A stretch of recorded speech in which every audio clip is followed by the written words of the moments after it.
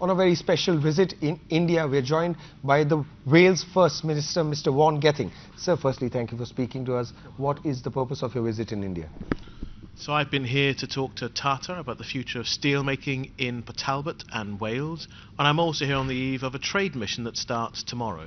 We have a number of Welsh companies coming to India to look at future opportunities and indeed to build on established ones.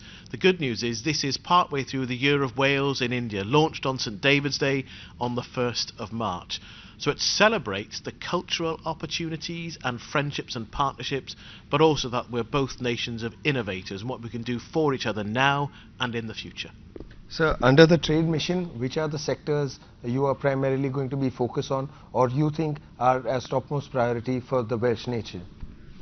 So on this trade mission, we've got people from the world of aerospace, we've got people in life sciences and medtech and education as well.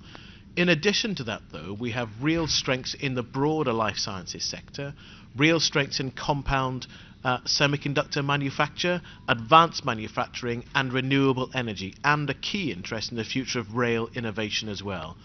All areas, I think, we have much to offer in the future of the economy, as well as our ongoing links on education and healthcare. So since you spoke about the medical sector and the healthcare sector at large as well, we hear that Wockhardt is also interested in working in your country. So sir, when companies like the Tata or Wockhardt are interested in investing and working closely with the Welsh nation, so what do you think it means for improving bilateral ties between the two nations and also for development of your country? So I used to be the health minister. I was the health minister during the COVID pandemic. And Wockhardt have a facility in Wrexham in North Wales. You might have heard of Wrexham now with the joys of the football club and Ryan Reynolds and Rob McElhenney. But the Wockhardt facility there can still expand in terms of the numbers of what it's doing. And they're working with our office here in India about what those opportunities could look like to benefit Wockhardt, Wales and indeed India. That bilateral relationship, I think, does help to foster economic ties, but also social ties and understanding as well, and to identify future opportunities for both of our nations. That's part of the point of the trade mission. But when we have big players like that are part of your story, I think gives you a good reason to want to do more. Sir, coming back to Tata, you said that you have had very fruitful discussions with them today as well.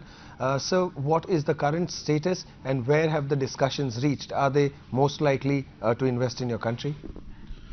So Tata have a big footprint in Wales at present. We've been talking about the future of steelmaking, what that will look like. There were candid discussions around what it might be possible to do. I'm expecting there to be a further conversation between the company and trade unions over the coming days.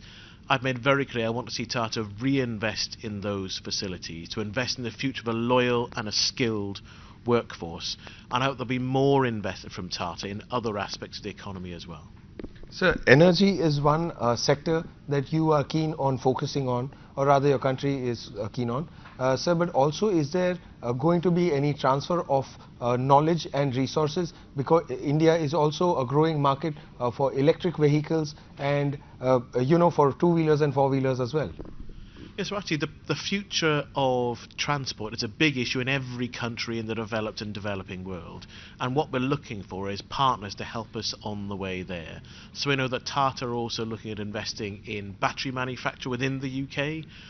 We will have the opportunity to generate lots and lots of renewable electric power off the coast of Wales. So I'm looking for investment to take place near where that power is generated, and all the lessons that we will learn about how to have a decent charging infrastructure, what battery storage could and should look like, the future for green hydrogen production and storage as well, and the sorts of electrical vehicles we'll have, not just 2- and 4-wheelers of course, but also bus transport or larger vehicles. So all of that, we're part way on the journey, but we're not there yet. I think the future of electric transport is more than one company run by one person in America. It'll actually be something that I hope we'll see more players in the market, and I definitely think that Tata's investment in the UK already is part of that, and the learning that should come back from that, between academics in both countries and indeed the practical lessons of how to keep us all moving. So as you rightly also mentioned previously in the press conference that this is the year of Wales in India. Apart from seeking investment opportunities, what do you think that your visits or events like these, when you come down to another country, what does it mean to improve the bilateral ties between the two nations? Well, we're talking about both being cultural and innovative nations. We're talking about the links we already have. There's a big Indian diaspora in Wales. I'm very proud to directly represent them in the Welsh Parliament.